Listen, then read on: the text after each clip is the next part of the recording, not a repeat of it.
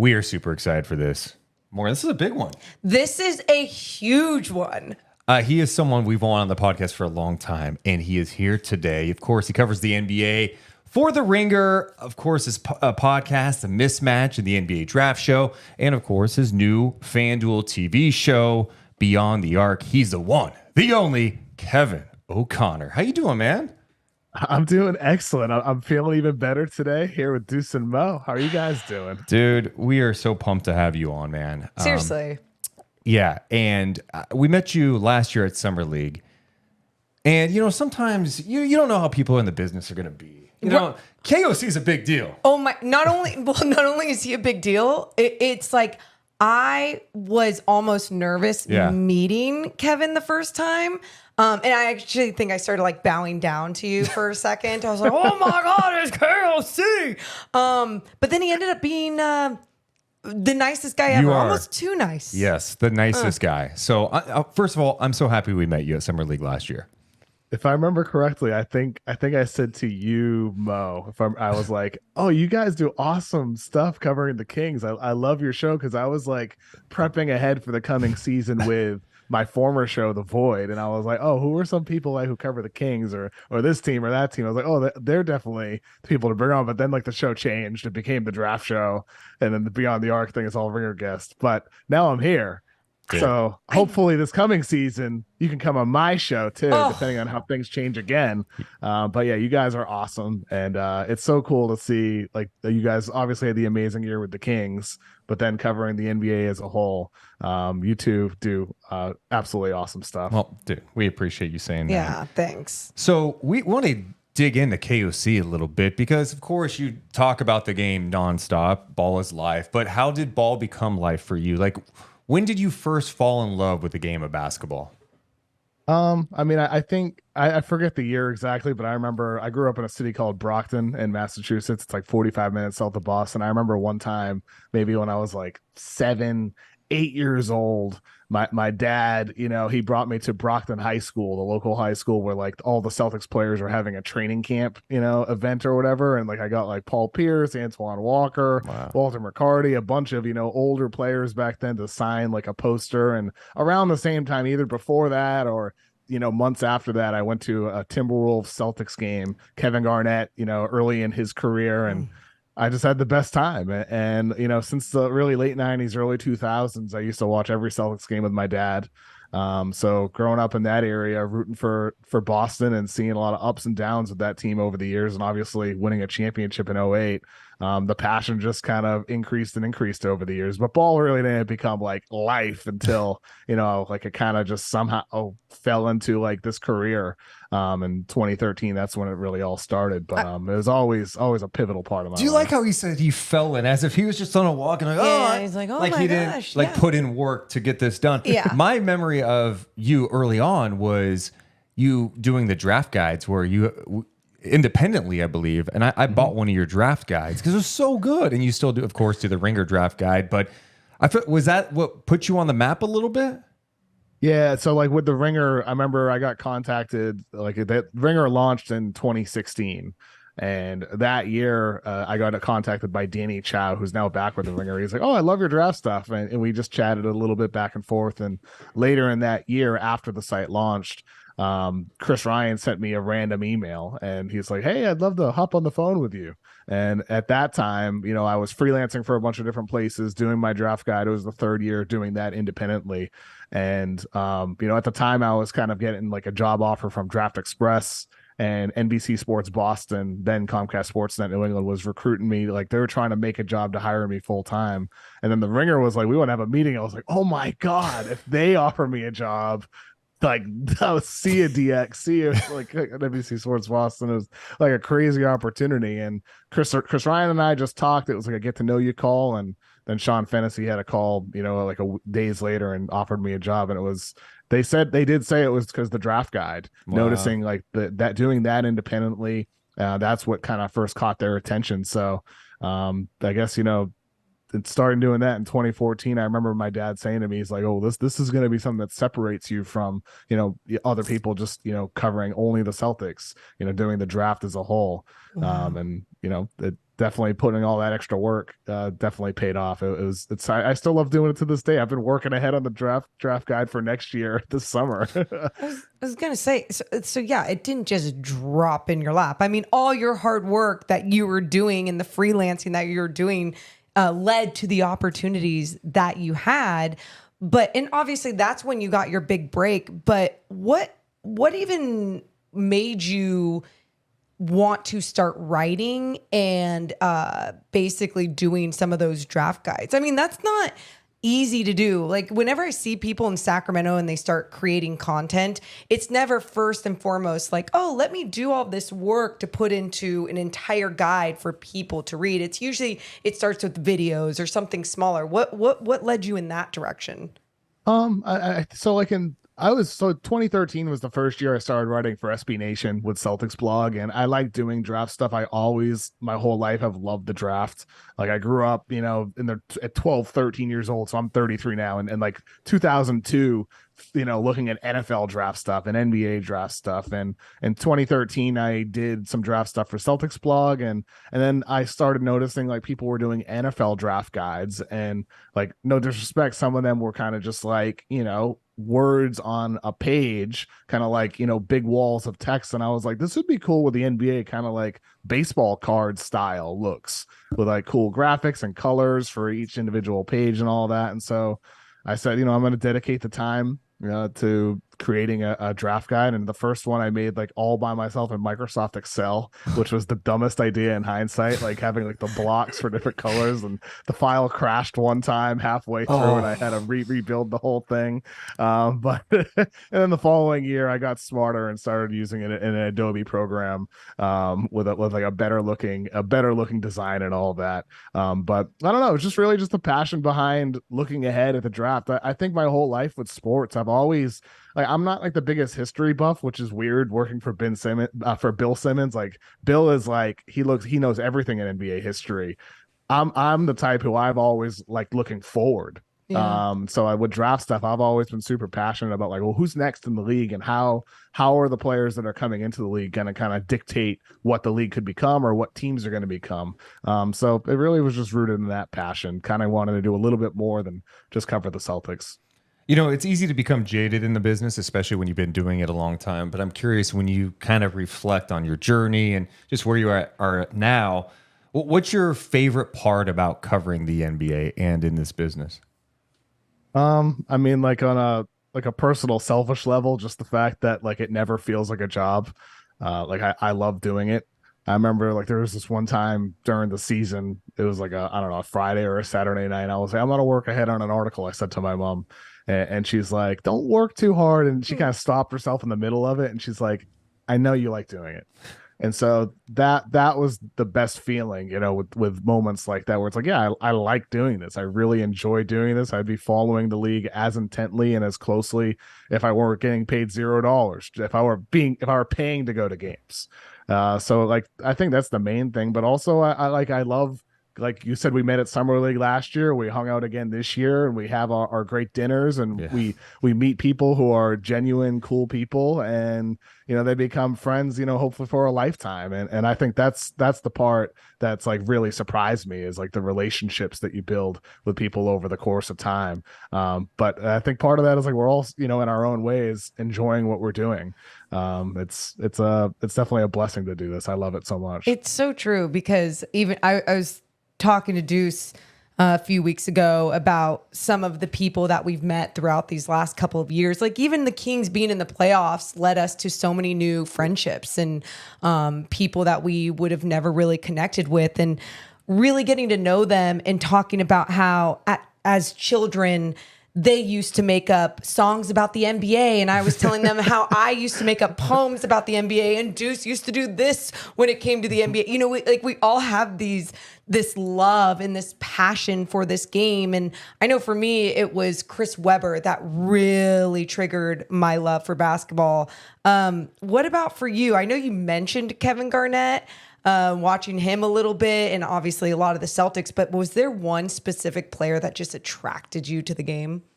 I think like the first non-Celtics player was Kevin Garnett. Okay. Like going to that game and how tall he was, and then you watch him from afar over the years before he joins the Celtics and all the screaming. And I used to argue on forums how he was better than Tim Duncan and growing up and stuff like that. I always used to argue like if KG were on the Spurs, they'd be even better. Hell yeah. Dude, the forum days were the best. I used to go on this forum called kingstalk.com that no longer exists, but I mean, that was almost the Twitter feed before Twitter for sports fans. Yeah, 100%. I was like a bunch of small little communities that now kind of, they still exist, but everybody's on Twitter now. Yeah. Everybody's on social media having those conversations. And I guess real GM forums too and Reddit, but those are massive. Like you're talking the small forums. And I don't know, I think KG was the first non-Celtic, and I mean, all of those, young, early 2000s Celtics teams that I grew up watching, whether it was the big players like Paul Pierce or role players like Eric Williams, and then later Ryan Gomes and Tony Allen and all these different types of guys. And always loved Rajon Rondo his rookie year. I was like, yes, trade Sebastian Telfair instead of Rajon Rondo to get Kevin Garnett and Ray Allen. So, I don't know, a bunch of different guys over the years growing up, but Paul Pierce and I never liked Antoine Walker though. Never was a big. Okay, I did not like him either, and I hated him more once he was in Dallas because the Kings had that thing with Dallas in the early 2000s. I always thought Antoine Walker was so overrated. Wow, I don't know why. I think the Antoine Walker trade, like when I was 11, 12 years old when the Celtics traded Antoine Walker. He was a fan favorite alongside Paul Pierce, multi-time All-Star. And I remember like Danny Ainge was the first big move he made. And I remember like walking into like the living room or something like that and seeing like the trade on TV. I had no idea who Rafe LaFrentz was outside of like and playing NBA Live or whatever. Yeah. And I remember I remember kids in school were sad, angry. They felt betrayed. And I was like, he's not that good. And so like nowadays, I mean, like growing up a Patriots fan where they're cutting good players before they get old, a Celtic, the Red Sox trading Nomar Garcia-Parra, and then they win the World Series. Celtics trading Antoine Walker. Like growing up a spoiled Boston sports fan, you see how those tough decisions are what lead to the greatest rewards. So I think like guys like Antoine getting traded when like friends were so sad, and I was like, whatever. It really informed the way I am now as an analyst, where I was like, nobody's untouchable. You have to make those tough choices in order to win at the highest level. That's amazing. Dropping hot takes when you're young, going in. Yeah, not a popular take at all at the time. I love having you on too, because we get to pick your brain about the Kings and kind of what they've done this offseason. It wasn't a crazy sexy offseason by any means, although I love the Sasha move. They re-signed Domantas Sabonis, trade Rashawn Holmes, re-sign Harrison Barnes, bring back Lyles, get Duarte. How would you describe the Kings offseason? Good. I don't think like you said, it was, mind-blowing by any means. It wasn't the type of offseason you'd have on like your top 5 best off seasons of of 2023 type of thing. But like they retained the guys they had to retain, and the role players that they added, including, drafting Colby Jones. Yeah. I think they, getting Chris Duarte, he did not pan out in Indiana, but he's a younger guy still in terms of, years in the NBA. You give him an opportunity, maybe he pans out in this type of system. You get Colby Jones, who feels like a perfect fit for this system. Maybe he's one of those rookies who is making an immediate impact, considering he was an upperclassman in college. And Vezenkov, like I think that guy is an absolute perfect fit for the Kings system. He is absolutely awesome when it comes to off-ball movement, cutting, quick decision making, screening. Like I just think Mike Brown is going to be able to plug and play him into so many different types of roles. And ultimately, though, I think with the Kings, the question is still the same, though, after all the moves. How good are they going to be defensively, or is their offense just going to be so incredible that that's what's going to, guide them past the first round and way deeper into the playoffs? Because they got the pieces and they got the youth that can get better, whether it's Keegan Murray or Fox himself or some of those guys that we mentioned already. Yeah, when you're scoring like 160 points a game, like who needs defense anyway, right? But that's kind of going back to Sasha, because I know that's something that a lot of us have talked about. How will his defense even translate in the NBA if there was a lack of it already in the Euro League? And I know that you took a deep dive on him a little bit more, and we've talked about what he will be able to do with that plug and play, especially on the offensive end. How do you think his game as a whole will translate in the NBA? I'd be shocked if it doesn't translate right away. He's on the older end. He's nearly 30 at this point. So it's not like he's inexperienced. He's 27, 28 years old, I believe. So, comes with a lot of experience overseas in big games. And with his offense, I just think stuff like that translates to any level at all. Even if he wasn't somebody who had to create overseas. In an interview I did for Beyond the Arc with somebody from basketnews.com, Donatas Urbonis, he and his staff had a video where they talked about how Vezenkov had, like 250 points scored on like 30 dribbles. I forget the exact numbers off the top of my head, but it was like one of those Klay Thompson, 60 points on 2 dribbles type of stats. And that's because he moves off ball. He's so smart at reading the defense. He makes quick decisions. He knows how to make the right play. And I think with that Kings offense, that was what made it so beautiful to watch all season long. They could toggle between that motion or running high pick and roll with the Aaron Fox. And Vezenkov is going to be able to fit right into that. And with his size as well, at 6'9", 6'10", you're going to be able to play, Sabonis at the 5, but then maybe you see a lot more Trey Lyles small ball lineups with Vezenkov and Harrison Barnes and Keegan Murray out there, where you still have, a bunch of guys who are 6'8", 6'9", and you're able to play with versatility on defense. And maybe that's what ends up happening when the Kings need to go to their defensive lineups. So I think he's just another big body with skill that allows them to play the way they always do on offense, but also maybe play it like with a bit more versatility than they were able to last season when it worked in spurts, but like sometimes they felt a little smaller, but now they got size. Yeah, I feel like the Sasha move is kind of flying under the radar in NBA circles. Like, he is such his shooting ability, that quick release, and all the stuff you guys just mentioned, I think it's a serious upgrade for the Kings coming off their bench, especially with a guy that has that type of experience, high basketball IQ. I know there's going to be maybe some issues defensively just from his pure athleticism, right? It's not like he's a crazy athlete, but he's a smart player that should be able to recover and be in the right spots defensively. And I look at this Kings offense or this Kings team. I'm like, look, it looks like they're just leaning toward offense. Defensively, can they take a little bit of a jump and just be a good team defensive team? That's what I'm wondering with this group. Especially since they're running it back, KOC. Like maybe even having that extra time together and Mike Brown having this extra time with these same guys. Do you see their defense taking any sort of a leap? I think it's going to come down to Sabonis, honestly. With him, it would be unfair to assume he's always going to be who he is. And I think with him, he's still, he's 27, like pretty much the same age as Vezenkov right now. I don't think he's going to necessarily follow some Brook Lopez trajectory, but, Brook Lopez at one point in the mid 2010s was, all offense, low post player who didn't offer any defense. And then he's become an all defensive team type of player for the Milwaukee Bucks. And granted, Lopez is much bigger. He has the sheer size over Sabonis. Maybe over the course of time, Sabonis can go from, below average on defense to above average on defense. And I think if something like that happens and you have even slightly better rim protection, which comes not just from Sabonis, but it comes from having size with help with Vezenkov or, Harrison Barnes coming back, and Keegan Murray's got size himself. And, maybe if Sabonis starts shooting threes, which he's flirted with throughout his career, but it's never panned out for him. If he can start shooting threes at a competent level, that's what allows you to play, Nerlens Noel or Alex Len and have the 2 bigs out there like many teams are doing right now across the league. So I just think like if you get micro improvements from Sabonis, who's already super good, and he becomes slightly better defensively, better as a 3-point shooter, that's what allows you to have so much more lineup flexibility. I think those things are what can in turn improve the defense.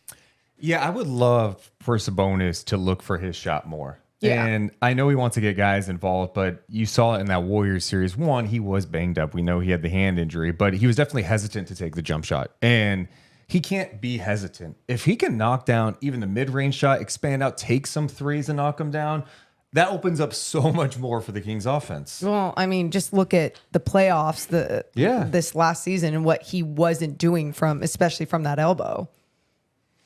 I mean, he was like getting sagged off from mid range. Right. That can't be a thing. And I mean, I think with him, those dribble handoff actions, if you can also add the ability to shoot off of that, that would make him an even more devastating player on offense than he already was last season. We've got more with KOC coming up, but we should mention that today's podcast presented by a New York Times bestselling author. She's the one and only T.R. Reagan. She's a crazy author lady who writes crazy author books. They're not author books. They're thriller books, actually. And that is what I meant to say. And truly, if you're looking for a summer read that just will make you have nightmares, but kind of in a thrilling good way, make sure to check out T.R. Reagan books. You can go to trreagan.com or you can go to amazon.com and search T.R. Reagan. We're also presented by ESAC Fitness. You know, Morgan, I've been back in the gym and I'm feeling good. I'm getting stronger. I've dropped a little weight. I feel like the love handles take a bit, and that's fine. I'm working on it. But ESAC Fitness is a great spot to go to work out. They've got fitness classes for your strength. They've got cycling. They've got yoga and a recovery room. Check out esacfitness.com or give them a call, 916-599-3181. We're also presented by Joey Reagan over at Lion Real Estate. Morgan, if you're looking for a house, why should you go to Joey? Well, Joey loves the hell out of Sacramento. He's also a huge Sacramento Kings fan. So. You realize Sacramento is one of the most popular places to move right now. People from the Bay Area are just coming into the city. So you want to use Joey to find that house. That's a great point. And he's great at helping you buy or sell your home. So if you're looking to do that, or you know anyone who is also looking to do that, make sure to hit up Joey. You can hit him up anytime. Yeah, jreagan.golion.com. That's jreagan.golion.com, or give him a call at 916-412-4592. That's 916-412-4592. License number 02128070. So where are you at with Keegan Murray? Kings fans are really high on him. The Kings are really high on him too. Do you see a player with star qualities? I mean, I think, star in his role would be the way I'd put it. I don't know if I see superstar like in terms of like top 10, top 15 type of player. What about does he have all-star potential? Yeah, I think so. I mean, I don't see why not. All-star is tough because every year is so different and there's replacements and all that. But like, that's to your point, like that's where he could become an all-star. I think with Keegan Murray, at the least, he already has the foundation to be one of the better role players in all of basketball. He's a good three-point shooter. He's a smart player. He can defend. And over the course of time, you would expect those skills to even get better. So the thing that could leap him forward in terms of that conversation, we're talking about as an all-star or a start level player, it's going to be the shot creation ability. And like, he definitely looked better in summer league in very limited chances. Yeah. So that's what you want to see, is him dominating at that level after 1 year of experience in the NBA. So if Keegan Murray can continue improving, I think that's the thing with guys like him, because, in college, he is not like, if you look at his old tape, even just his first year at Iowa, like he's nowhere close as he was as his second year with Iowa. So like some of these late bloomers in high school, late bloomers in college, maybe he'll be a surprising bloomer in the NBA, where second year he's doing more off the dribble than third year he's suddenly averaging 22, 23 points per game. Sometimes it just takes the guys a while. So maybe Keegan Murray is one of those types. That's the direction. Okay, that's what I feel. And Kevin, I sit on the fence with so many things. Yeah, you do. If anything, people think I lean negative but really I lean realistic with things, is how I put it. Thank you. And with Keegan, there's just something, maybe it's because we're close and we cover him up close, but like the guy only cares about basketball. And then when he's not playing basketball, he's like, what, golf and video games or something? Golf, Like, it's nothing else. And it's just like what he does. And there's something about him where I'm like, I think he's going to be one of those bloomers that surprises us all, especially with like his modern day NBA body, his length. We saw a little bit more confidence with him putting the ball on the floor. And I think he's going to get so much more empowered by this King squad, not just the coaching staff, but by his teammates too. And he's been hanging out with De'Aaron like every day of the summer. They call him Uncle Keegs or whatever. I don't know. There's just something that, am I being too optimistic, or do you think like this, like seeing the way that he's jumping? You're sounding kind of high on Keegan right now. I'm talking to Kevin. Do you think I'm being too optimistic, or do you think like, yeah, that really is something that maybe we could be seeing with someone like him, especially with the way that he keeps getting better in the middle of the season and everything as well? Well, I think you hit the nail on the head where you said how it's about opportunity. And like he got that opportunity in summer league to show off his improved handling and all that, and his improved creation. Will the opportunity be given to him with all these other guys in the Kings who were sources of offense? Because I just pulled up his numbers on Synergy. Last season, he had 25 plays running pick and rolls, not 7 plays as an isolation player. So like that's just a handful of possessions over the course of the season where he's given an opportunity to run a pick and roll or isolate one-on-one. And he only had 20 post-ups too, so it's not like he was doing a lot of that either. So I think with Keegan Murray, if they see him as a guy who deserves more opportunities, as a guy like who can attack mismatches, then maybe that's the next step where he becomes a guy who's not like running your offense necessarily, but if he has a switch against a smaller player, maybe you're having him isolate against that player. If they feel like there's a situation where he can create off the dribble in a pick and roll situation and get Fox going off ball, then I think that's beneficial, because the one thing he does have that you can definitely say for sure is good decision making. Yeah. He's not an idiot out there. He's not making silly decisions. Keegan Murray is a smart, high IQ player. So with that in mind, I think Mike Brown can at least trust him to make the right choices on the floor. And that seems deserving of at least the chances. Like we've seen OG Anunoby. The Raptors gave OG Anunoby chances to be a pick and roll ball handler or around isolations, and he was okay at it. He was inefficient at it. But Keegan Murray, maybe he'll be far more efficient than that and shows new dimensions of his game, more like a Jeremy Grant type, who over the years got those chances, then panned out. I don't remember if we were talking about this last summer league or anything, but De'Aaron Fox, were you surprised with the type of season that he had, or did you kind of see that from far? Like, yeah, that was bound to happen. Surprised. Okay. Yeah. I didn't see Fox becoming the shooter that he's become. Mid-range guy, and 3-point shot like still inconsistent, but like he's one of the better mid-range shooters in all of basketball. He continues to get better at driving to the basket, drawing fouls, absorbing contact.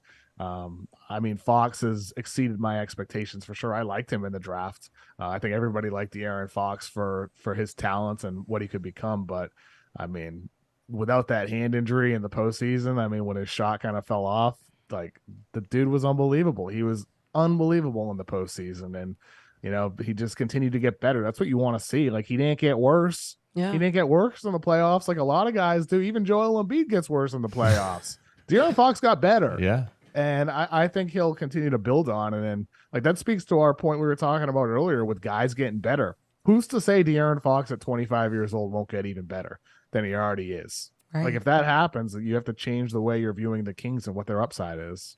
Speaking of their upside, so they were the number 3 seed last year. The West was bizarre, right? They win 48 games. Where do you think they stack up in the West right now as you kind of look at all the moves that have been made this offseason in the West? Do you project them to be a team that's can they get to the conference finals? Is that crazy to think? I think they're one of the handful of teams that could. The West feels weird again this year, where I don't know. Denver's number 1 in my eyes, and then Phoenix would be number 2 in my eyes at this point. But then after that, it's like you get a bunch of teams that could play themselves in that conversation. I think the Kings are probably the safe pick to be 3rd best team in the West, considering what we saw last season and how they could be projectably better. Ja Morant's out for 25 games. Who knows how that throws the team off? Can't trust the Clippers. Warriors, they're still old. They do have age. They don't have age. They have age on their side, and same with the Lakers. So, unless like there's some surprise team like Dallas getting better, New Orleans with a healthy Zion, or Gobert, Towns work out together this year, the Kings feel like the safe pick of that middle lump of teams amongst the Lakers, Warriors, and Clippers. But I'd have them 3rd at the highest right now. Yeah, see, that's the thing, Morgan.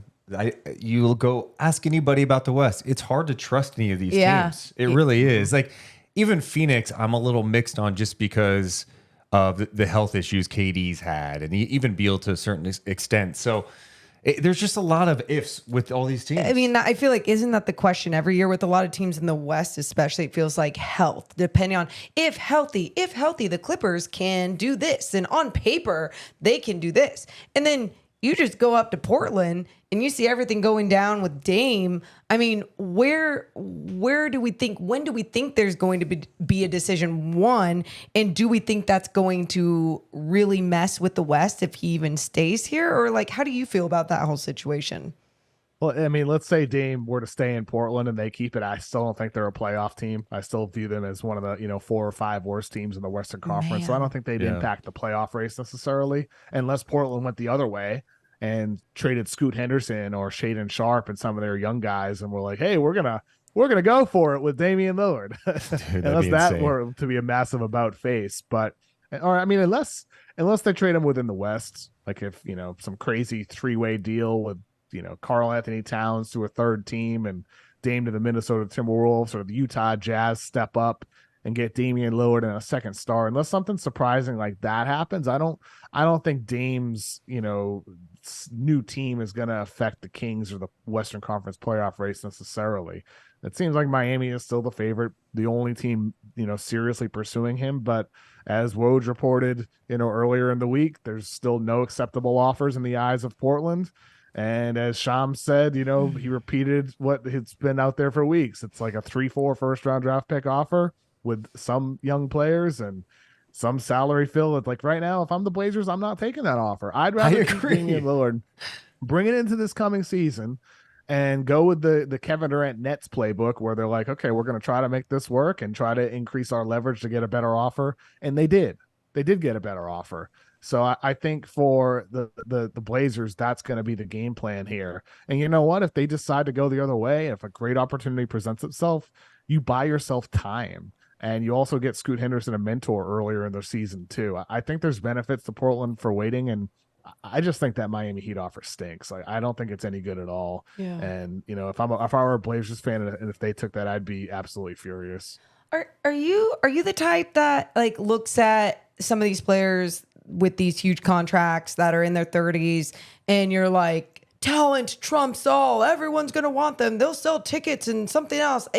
To me, it just seems like that's not always been the good basketball move for a lot of these organizations. Where do you stand on all that? You mean like if Portland were to keep Dame and like play hardball?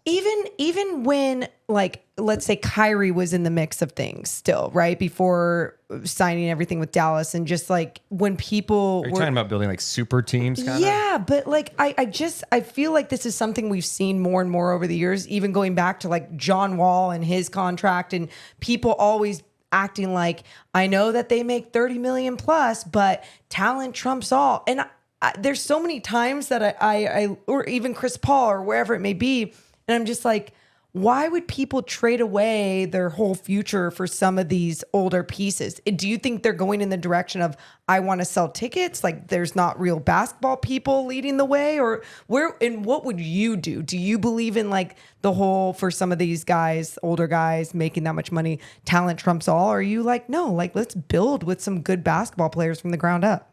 I think every situation is its own. Like for Miami, I want Damian Lillard. Like it doesn't matter what type of money he's making. It doesn't matter if it's an albatross in that last year when he's making $60+ million.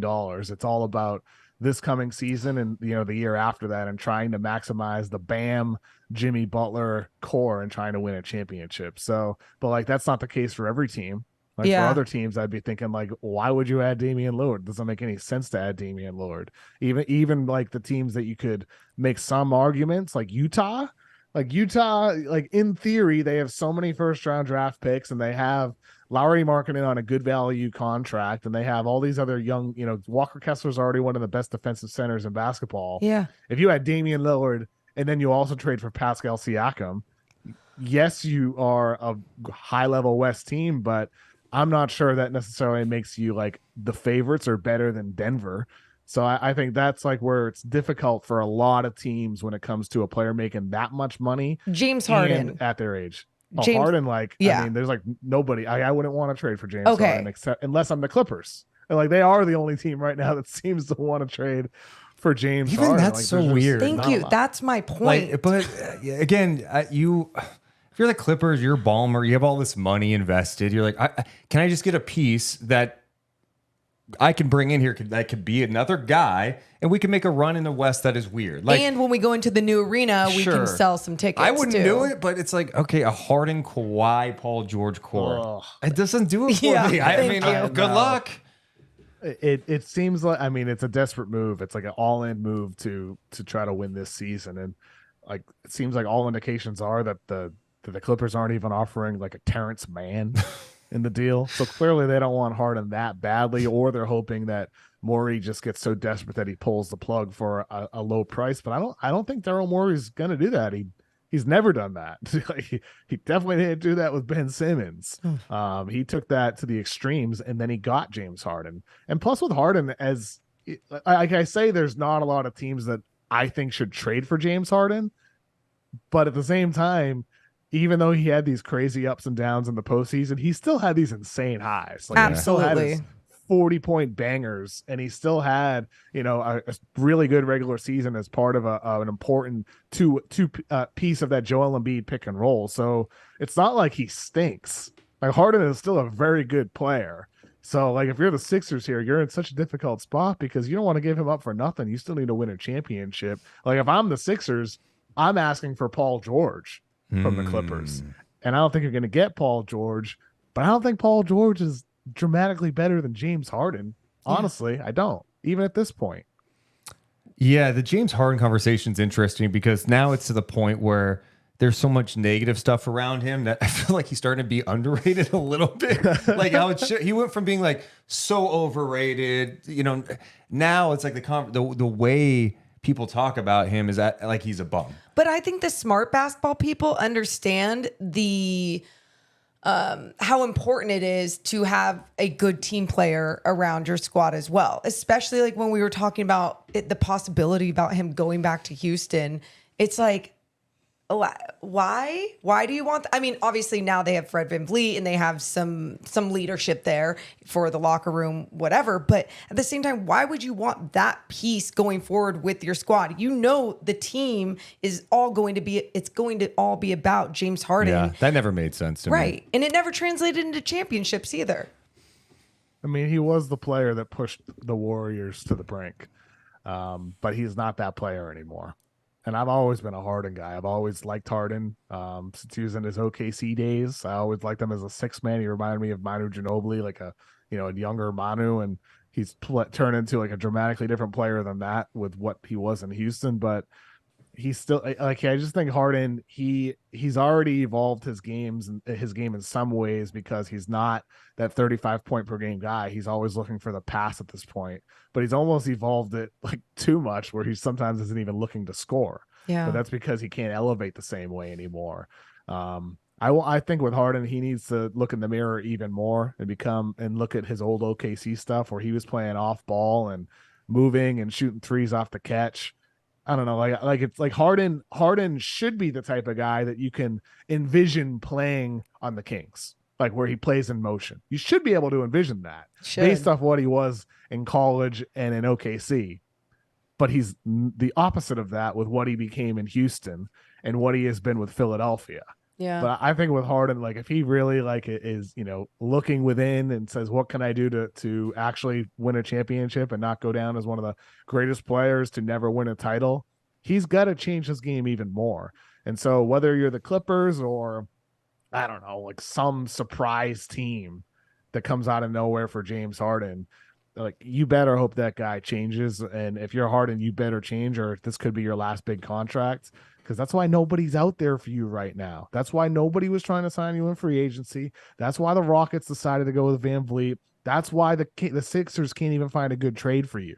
Because right now nobody wants you. So why is that? Ego. We haven't even mentioned this. You were in Summer League and you called one of his games. You're on the broadcast, I believe, with Kevin Dana, watching little Victor Wembanyama this year. being in Vegas, seeing him in person, what did you make of just the scene? It was crazy at Thomas and Mack, but also what are your expectations for him in his rookie season with the Spurs? I mean, it was cool to like last October when we did like the little halftime thing. In October when it was the G League Ignite versus Mets 92, like that arena was amazing. Like in terms of like the shock that all the NBA people felt, but there wasn't a lot of people there. Right. It was a lot of people for Summer League this year with like, it was a whole room of people that were in shock. Oh, well, yeah, he's actually real. He's real. That's what it felt like last October seeing him. And again in Summer League. I think with him, my expectations are a lot more of the ups and downs that we saw in Summer League, where there's going to be nights where people are on social media are talking about him being a bust. How did people hype him up to be, the best prospect since LeBron James? But I think with Victor Wembanyama, what's going to be immediate is his defense. And so as long as people aren't looking too much at the ups and downs on offense and looking at what he will be immediately on the defensive end of the floor, I think that's where he's going to make his biggest impact for the Spurs. They were terrible on defense last season, but they have some other good talent on offense. As long as Victor Wembanyama can kind of, fit in on offense and show some of those flashes, improve as a more consistent shooter, he's going to have a stellar rookie year. But I think with Wemby, he's not as far along on offense as he was hyped up to be. And I hope for him, people kind of look at that and say, okay, but you can see the glimpses of what he should be in 2 or 3 or 4 years. Yeah. So I guess you think his offense, obviously, as he keeps growing and getting older and maturing in this league, can become as special as what his defense can be in the NBA as well? I think his defense will always be more special. Okay. But offensively, maybe he could be, as special or more special depending on what level he reaches as a shooter. And with him, he's gotten better every single season. This last year, everybody talks about how he shot below 30% from three, but he also shot above 80% from the free throw line. He shot like 44% on mid-range jumpers. And like, you've seen the highlights, like he takes a ton of like wild, heavily, as much as you can contest a 7'4" guy, but with, defenders breathing down his neck. He has that touch. He's improved each year.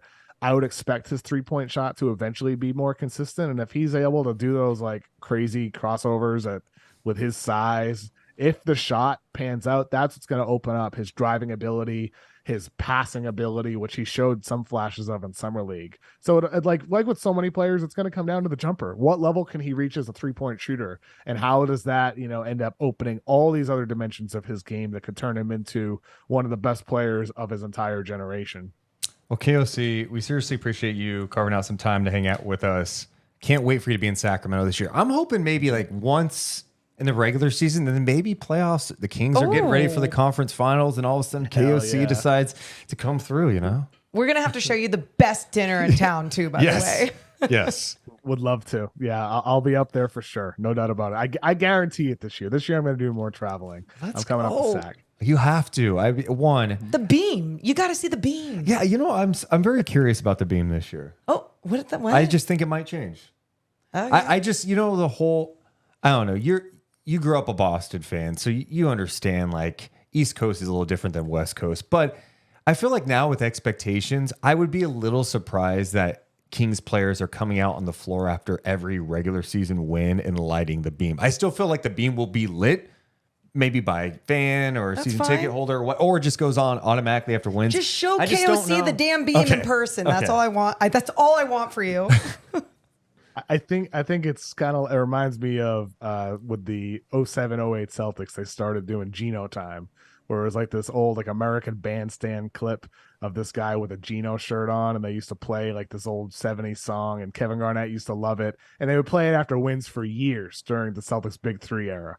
And like obviously at some point, like it becomes the players aren't looking up at the Jumbotron as much, and it just happens automatically with a blowout victory. So I think for the Kings, even if players aren't lighting it up, it's for the fans. Yep. That's who it's for. Yep. And then if like you're able to win a championship someday, that becomes the moment where everybody, like the players, are all putting their hand on the button, and Vivek's, getting in there, shimmying his way in to put his hand on it first, and like that it all leads to that moment. But the beam should continue to be lit, in my opinion, just like Geno time was for all those Celtics teams, because it's for the fans, not for the players. All right. I agree. And the Kings may be celebrating winning the first ever NBA Cup too in Vegas. Oh yeah, can't wait. Oh yeah. If the Kings are in that, you guys going to that? I feel like I have to. Yes, I know. Yeah, depending on what we need to be doing with NBC and everything, we'll see. But here's my prediction: if the Kings are involved in the Vegas experience, they will be the one city that really cares about the NBA Cup. Which I'm cool with. I'm on board with this in-season thing. Mix it up a little bit. I'm cool with it. I know it doesn't have the same meaning as a championship or a playoff one, but who cares? Let's get excited about a random November game into December. I'm cool with that. Way better than the current November, December, season schedule, where those like the doldrums of the regular season. Like now there's some spice, and every Tuesday and Friday or whatever the days are in November, and I think it's going to be great. Personally, I'm stoked about it. I've been wanting this for years, so I'm a little biased there, but I think it's at least going to make the regular season far more interesting than it already is. Well, KOC, you do amazing work, but you are also an amazing person. We appreciate you hanging out with us, and can't wait to see you in Sacramento. I'm looking forward to it. Thank you so much, guys, for having me on. So one and only Kevin O'Connor.